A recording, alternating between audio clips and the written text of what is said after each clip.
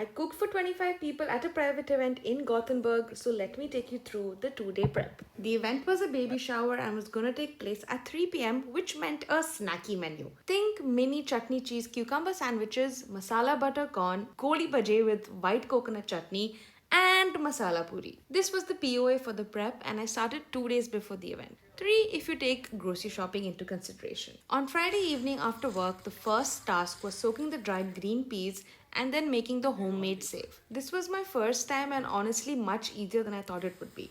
It just took some time in frying the entire batch, but was totally worth it. I got this tiny version of this instrument from India the last time I went, and it's been of much help since then. I let all of the prepared savages rest for a bit while I moved on to prepping and making the green chutney for the sandwiches. This chutney stays fresh in an airtight container and will be perfect for using it the day after. I then packed all of the dried save in Ziploc bags for it to stay fresh and crunchy. With this, I was done with prep day 1. The next morning, I began my day at around 9 a.m. and started pressure cooking the soaked peas.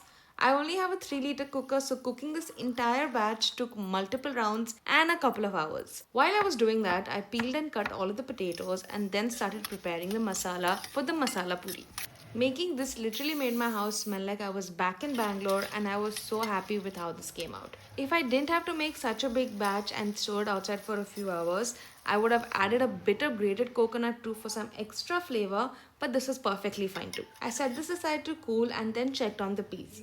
All of the peas were cooked and kept aside while I finally added the potatoes to the cooker. Next, I made the sweet tamarind chutney with some jaggery, tamarind pulp, some date pulp, cumin, ginger, and salt. I first blitzed it in the mixer and then cooked it down a bit with some water to get the consistency right and let all the flavors melt well. The masala was cooked now, and then I just ground it as fine as possible, stored it in airtight containers, and then just kept it in the fridge. Once the potatoes were cooked, I slightly mashed it and added this to the cooked peas. I covered it and stored it in the fridge. The sweet tamarind chutney was done, so I did a final strain, refrigerated it, and was done for the day. Stay tuned for part 2 for the final day prep and the actual event.